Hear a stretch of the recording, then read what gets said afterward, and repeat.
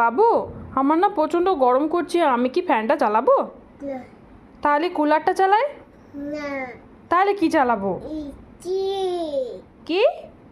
Itchy AC? তো এসিটা তো আমি চালাতে পারি না, তুমি পারো? তাহলে চালাও, তুমি চালাও, এসিটা চালাও। কই চালাও, একটু মুখটা তোলো, তোমাকে দেখা যাচ্ছে না তো। তাহলে এসিটা চালাও, এসিটা চালাও। চলছে, এসিটা চলছে, দেখো তো চলছে কি না।